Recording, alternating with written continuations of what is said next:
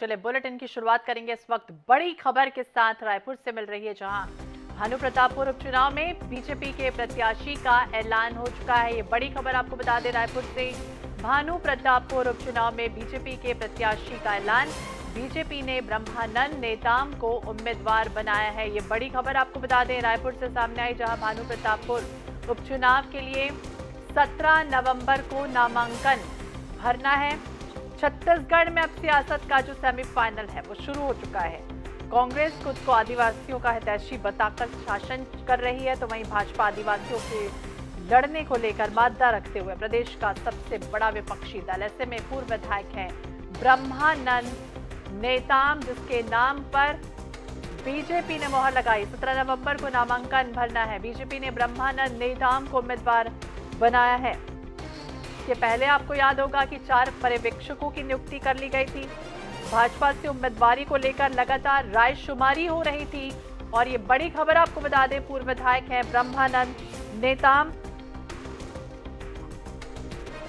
तो पहले कयास यही लग रहे थे कि जो रेस है उसमें ब्रह्मानंद नेताम और देवलाल दुग्गा का नाम शामिल है, लेकिन जिस तरह से भाजपा में बदलाव की बयार दिख रही थी उसके चलते लग रहा था कि दांव शायद इन पर संगठन ना लगाए, लेकिन अब दांव जो है वो लगा दिया। पूर्व विधायक है ब्रह्मानंद नेताम, 2008 में विधायक रह चुके हैं और मनोज मंडावी को एक बार हरा भी चुके हैं। तो ब्रह्मानंद नेताम सक्रिय युवा नेता के रूप में चर्चित एक चेहरा भानु प्रतापपुर उपचुनाव के लिए बीजेपी ने चुना है।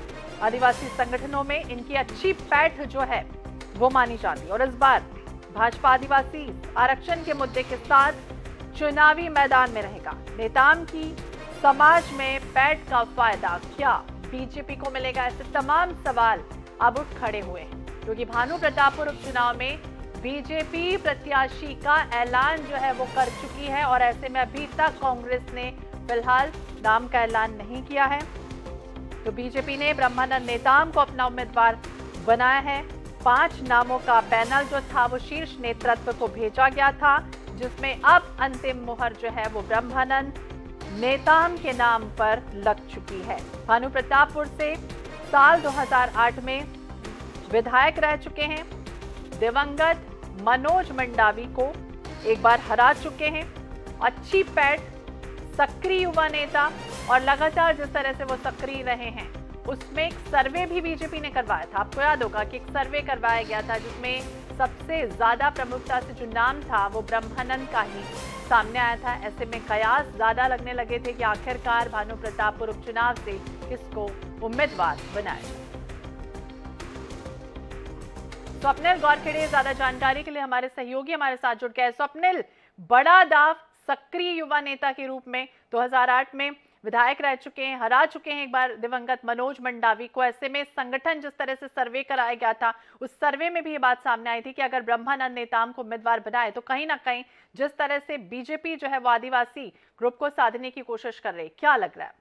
निश्चित रूप से ब्रह्मानंद नेताम की आदिवासी समाज में अच्छी पैठ है, और यही वजह है कि भाजपा ने उनको जो है भानु प्रतापपुर उपचुनाव के लिए जो है अपना प्रत्याशी घोषित किया है। जिस तरीके से अभी आरक्षण का मुद्दा काफी गरमाया हुआ है, आदिवासी जो है वो कांग्रेस की सरकार से नाराज चल रहे हैं, तो ऐसे में इस चुनाव में जो है जो आदिवासियों का सपोर्ट जो है वो ब्रह्मानंद नेताम को मिल सकता है। ब्रह्मानंद नेताम 2008 में भी भाजपा के प्रत्याशी थे, और उन्होंने उस दौरान जो है दिवंगत मनोज मंडावी को 2008 के चुनाव में हराया था। हालांकि 2013 के चुनाव में और 2018 के चुनाव में इनको मौका नहीं मिला था, लेकिन 2018 के चुनाव में ये भाजपा के विजयी उम्मीदवार थे, तो यही वजह है कि उनको एक बार फिर मौका दिया गया है। और क्योंकि उनकी आदिवासी समाज में अच्छी पैठ है, और इसी के चलते जो है उनको भाजपा ने इस चुनाव में अपना प्रत्याशी उतारा है। रही बात कांग्रेस की, तो कांग्रेस की तरफ से आज शाम तक अपने उनके प्रत्याशी का ऐलान कर दिया जाएगा।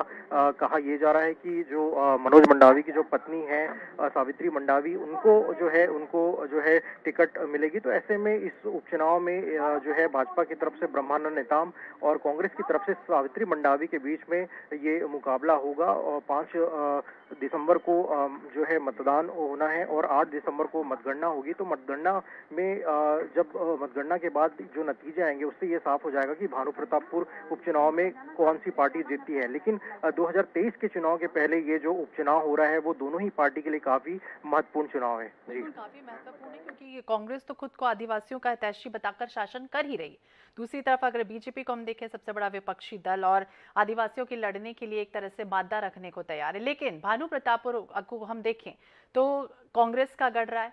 3 बार भले ही कांग्रेस जीती हो और इस बार जिस तरह से पूर्व विधायक ब्रह्मानंद नेताम पर दाव खेला गया है, एक तरफ सावित्री मंडावी हैं, कहीं ना कहीं ये लग रहा है सहानुभूति वोट्स। लेकिन क्या कांग्रेस सहानुभूति वोट के जरिए एक बड़ा दाव उन पर लगाएगी या फिर कोई और इनके अगेंस्ट में आप खड़े होने की उम्मीद है?